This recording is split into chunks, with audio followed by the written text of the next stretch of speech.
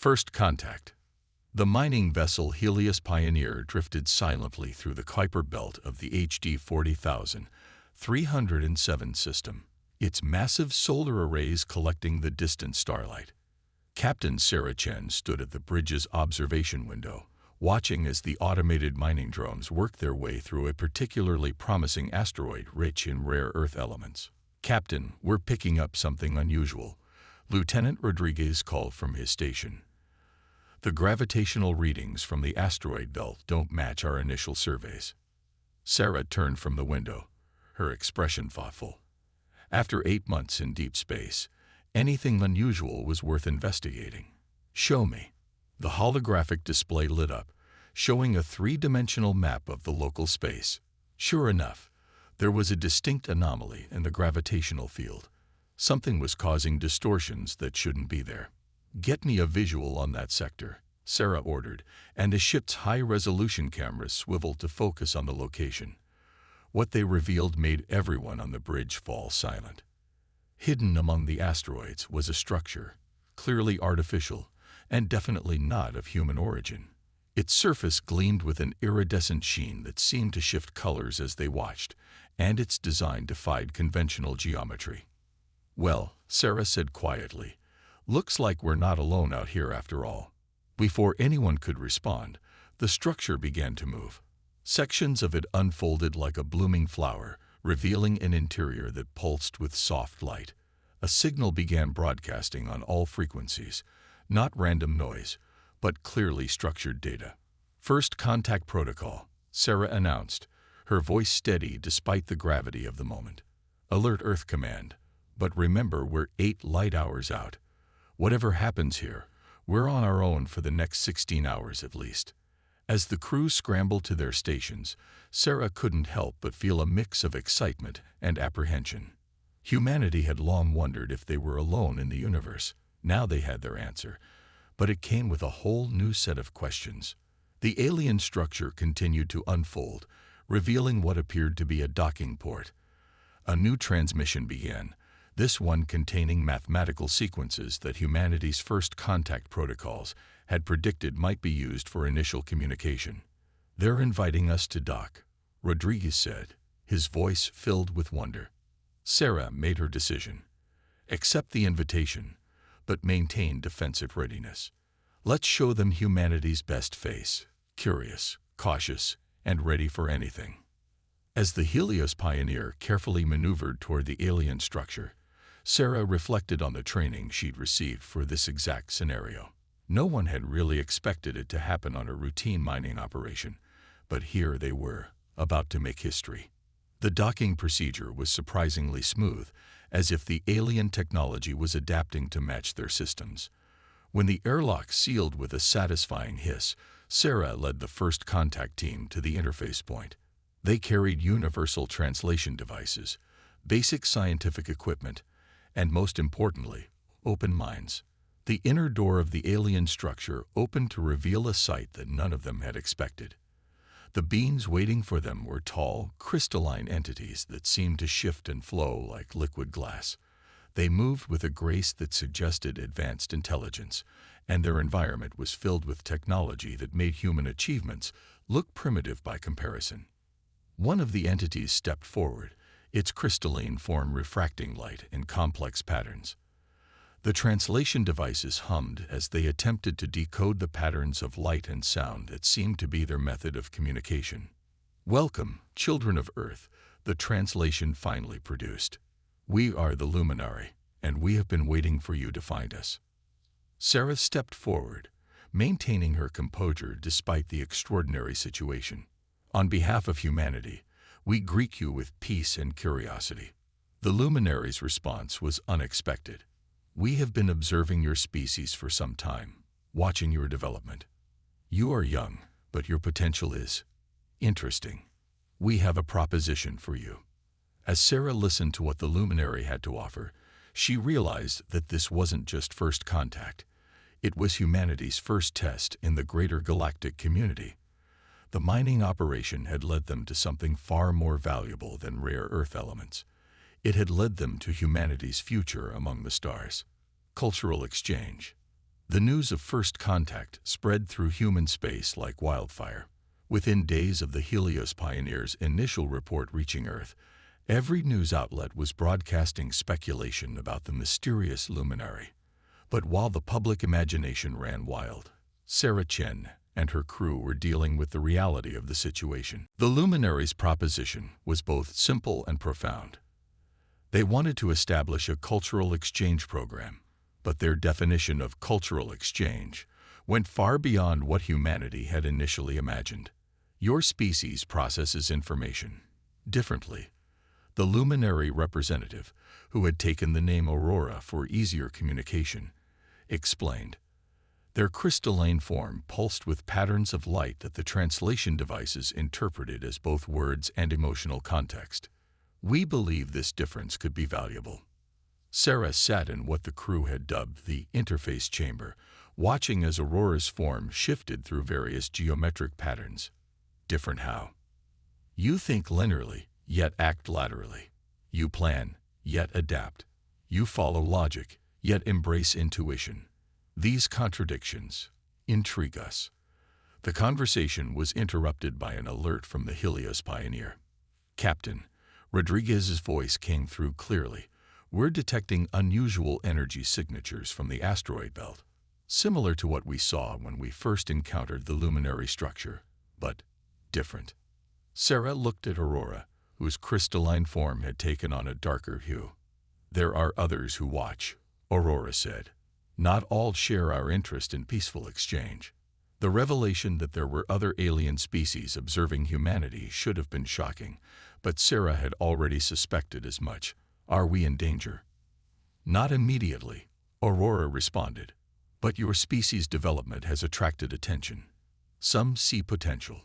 Others see competition. Over the next few weeks, the cultural exchange began in earnest. The luminary shared insights into their technology and philosophy, while the humans demonstrated their art, music, and most importantly, their problem-solving abilities. What fascinated the luminary most was humanity's capacity for what they called productive chaos, the ability to find unconventional solutions through a combination of structured thinking and creative leaps. Watch this, Sarah said one day, showing Aurora a video of children playing with building blocks.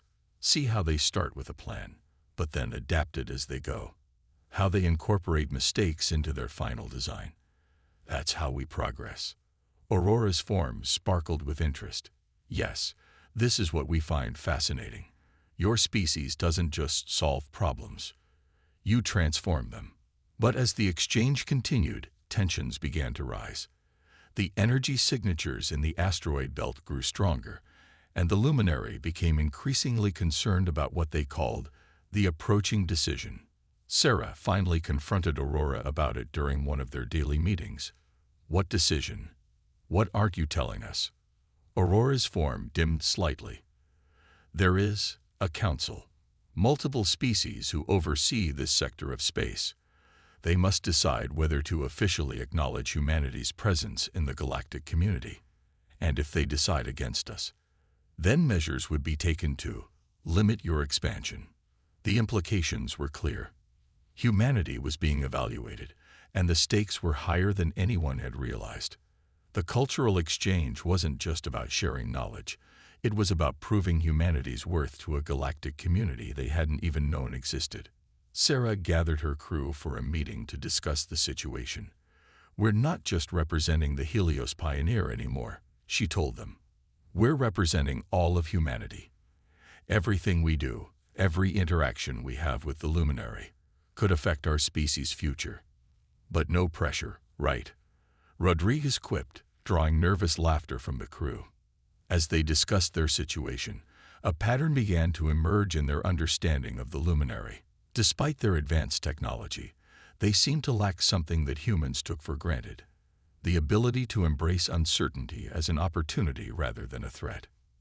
Maybe that's why they're so interested in us, Sarah mused. We're not just showing them our technology or our culture. We're showing them a different way of thinking. The crew began incorporating this insight into their interactions with the luminary. Instead of just sharing information, They began sharing their problem-solving processes, showing how humans could turn limitations into advantages and find opportunities in challenges. But time was running out. The energy signatures in the asteroid belt were growing stronger, and Aurora's warnings became more urgent. The Council's decision was approaching, and humanity needed to prove itself worthy of a place among the stars. As Sarah watched the mysterious lights in the asteroid belt, she couldn't help but wonder if humanity's greatest test was yet to come. The cultural exchange had been just the beginning. Now they needed to show that humans could not only adapt to the galactic community, but make it better through their presence. The challenge. The Council's arrival was marked by a spectacular display of technology that made even the luminaries' achievements seem modest by comparison. 7 ships, each unique in design and larger than anything humanity had ever constructed, emerged from what appeared to be tears in the fabric of space itself. Sarah stood with Aurora, watching as the Council ships took position around the asteroid belt. "Those energy signatures we detected," she said. "They were scout ships." Yes, Aurora's form pulsed with complicated patterns. "The Council has been observing how you handled first contact, how you approached the cultural exchange. But now comes the true test." The Council's representatives arrived in the interface chamber through methods that defied human understanding of physics.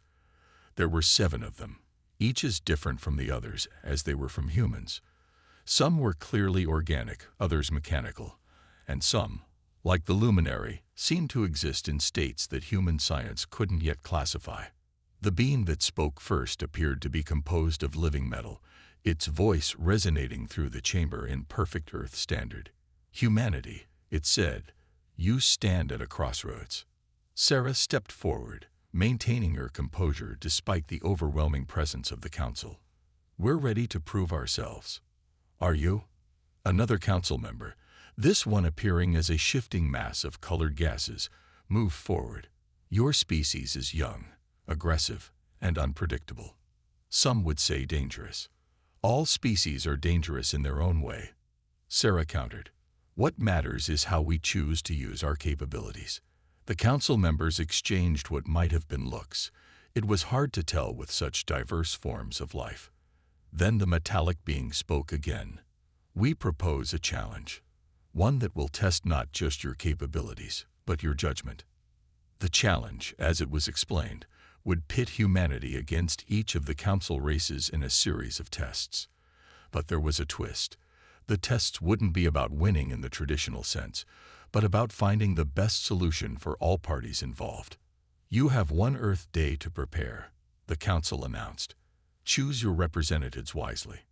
After the Council members departed, Sarah gathered her crew for an emergency meeting. "They're not just testing our abilities," she said. "They're testing our character." "But how do we prepare for tests when we don't even know what they'll be?" Rodriguez asked. Sarah smiled. "We do what humans do best. We adapt." The first test came without warning. The asteroid belt suddenly began to shift, its components moving with purpose rather than random drift. Within minutes, it had formed into a massive maze of spinning rocks and debris. "The challenge," the Council announced, "is to navigate the maze and reach the center. Each species will attempt this using their own technology and methods." Sarah watched as the Council races made their attempts. The luminary used their ability to phase through solid matter. Another race used advanced probability calculations to predict safe paths. A third simply forced their way through with powerful energy shields. When it was humanity's turn, Sarah surprised everyone by requesting a small shuttle rather than the Helios Pioneer. Sometimes, she explained to her confused crew, the best solution isn't the most powerful one. Using the shuttle's agility and the asteroid belt's own momentum, Sarah demonstrated a technique that human miners had developed for working in dense debris fields. Instead of fighting against the movement of the asteroids or trying to bypass them entirely, she used their motion to her advantage, riding the currents of gravity and momentum like a surfer riding waves. The Council's reaction was interesting. "You used the challenge itself to overcome the challenge," the metallic being observed. "Unexpected. But this was just the first test. The second challenge involved a simulated diplomatic crisis between multiple species. While other races attempted to solve it through force, technology, or complex political maneuvering, humanity's approach was characteristically different. What if, Sarah proposed, instead of trying to resolve the conflict, we transform it into an opportunity for cooperation? Her solution involved finding common interests between the conflicting parties and restructuring the situation so that cooperation became more beneficial than conflict. It wasn't the most elegant solution, but it was effective. And more importantly, it was sustainable.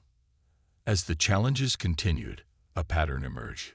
While other species relied on their advanced technology or specialized abilities, humanity's strength lay in their ability to find unexpected approaches to problems. They didn't always have the most powerful solution, but they often found the most practical one. "Your species is surprising," Aurora commented during a break between challenges. "You don't try to be the best at everything. Instead, you find ways to make your limitations work for you." Sarah nodded. "That's because we learned early on that being the strongest or most advanced doesn't always mean being the most successful. Sometimes, the best solution is the one that everyone can use, not just the one with the most power." Unity in crisis. The final challenge was interrupted by something none of the council had anticipated. A massive energy surge rippled through space, disrupting the careful balance of the asteroid belt and sending waves of gravitational distortion in all directions. "Multiple spatial anomalies detected," Rodriguez reported, his voice tense. "They're similar to the Council's transportation technology, but wrong somehow." The Council members' reactions confirmed Sarah's fears. This wasn't part of the test. Something had gone terribly wrong with the fabric of spacetime in this sector, and it was affecting everyone, regardless of their technological advancement. "The transportation network," the metallic council member explained, their usual composure showing cracks. "Something has destabilized it. The entire sector could be torn apart." Sarah watched as each council race attempted to address the crisis using their specialized abilities. The luminary tried to phase through the distortions. Others attempted to contain them with energy fields or predict their movements with advanced calculations. Nothing worked. "Stop," Sarah called out, her voice cutting through the chaos. "We're all trying to solve this independently, but look at what's happening. The anomalies are feeding off our energy. We're making it worse." The council members turned their attention to her. "What do you propose?" the gaseous being asked. "We work together, not just sharing resources, but combining our approaches in new ways. Humans might not have the most advanced technology, but we do know something about turning chaos into order." What followed was unprecedented in the Council's history. Under Sarah's coordination, the various species began working together, each contributing their unique abilities to a unified solution. The luminary's phase technology was combined with human mining techniques to stabilize the asteroid belt. Another race's energy manipulation abilities were integrated with human navigation methods to create safe corridors through the distortions. The human approach, Aurora observed as they worked, turning a crisis into an opportunity for cooperation. "We would never have considered this." The combined effort began to show results. The spatial anomalies, when approached with coordinated action rather than individual power, began to stabilize. But as they worked, Sarah noticed something else. The various species were learning from each other, adapting their methods and incorporating new ideas. "That's it," she realized suddenly. "The network isn't just breaking down, it's evolving. We need to help it change rather than trying to force it back to its original state." This insight led to a new approach. Instead of fighting against the spatial distortions, they began working with them, using the combined knowledge and abilities of all species to guide the network's transformation. The process was delicate and dangerous. Several times, the spatial distortions nearly overwhelmed their efforts, but the unprecedented cooperation between species proved stronger than the chaos threatening to tear the sector apart. "Look at the pattern," Sarah pointed out during a crucial moment. "The distortions aren't random. They're following the same principles as our combined efforts, just at a larger scale. She was right. The spatial network wasn't breaking down. It was attempting to upgrade itself, using the combined energy and knowledge of all the species present as a catalyst. The crisis wasn't a disaster. It was an evolution. As understanding spread through the gathered species, their efforts became more coordinated, more purposeful. The luminaries' crystalline forms pulsed with new patterns of light, sharing insights that merged with human intuition and the other species' specialized knowledge. When the crisis finally passed, the sector emerged transformed. The spatial network had evolved into something new, something that incorporated aspects of all the species that had worked to save it. It was more stable, more efficient, and most importantly, more accessible to all species, regardless of their technological advancement. Legacy of Two Worlds. The council chamber was silent as the final reports were reviewed. The crisis had passed, but its implications would ripple through the galactic community for generations to come. We must acknowledge, the metallic council member began, that our evaluation of humanity has been enlightening. Sarah stood before the council, Aurora at her side. The luminary's form glowed with what she had learned to recognize as pride. Your species, another council member continued, has demonstrated something we had not considered. Progress isn't just about technological advancement or individual capability. It's about the ability to bring different approaches together, to find strength in diversity rather than uniformity. The crisis had changed more than just the spatial network. It had changed how the council species viewed each other and how they viewed humanity. The human approach, adapting, collaborating, finding unexpected solutions, had proven vital not just to resolving the crisis, but to improving the galactic community as a whole. Therefore, the Council announced, we not only acknowledge humanity's place in the galactic community, we invite you to join the Council itself. Sarah's surprise must have shown on her face, because Aurora's form rippled with what could only be described as laughter. Did you think we were only testing your abilities? The luminary asked. We were testing our own assumptions as well. The implications of the Council's offer were enormous. Humanity would not just be accepted into the galactic community. They would help shape its future. Their perspective, their ability to find unexpected solutions and bring different approaches together, would influence how the galaxy evolved. We accept, Sarah said, on one condition. The Council members shifted, showing various signs of surprise or interest. We want to establish an interspecies collaboration program, not just cultural exchange, but actual cooperation on solving problems that affect all of us. You would share your methods, one council member asked, and learn from yours, Sarah confirmed. The crisis proved that we're stronger together than apart. Why wait for another crisis to work together? The proposal was accepted, and work began immediately. The Helios Pioneer, once a simple mining vessel, became the first hub of the new collaboration program. Species from across the galaxy came to learn and share, each contributing their unique perspectives and abilities to solving common challenges. Years later, Sarah stood at the same observation window where she had first noticed the anomaly that led to the luminary contact. The view was different now. Ships of various species moved through the evolved spatial network, their designs as diverse as the beings who created them.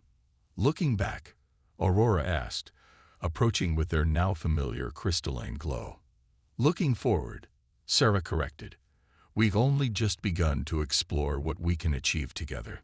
The luminary's form sparkled with agreement. The Council was right about one thing from the start.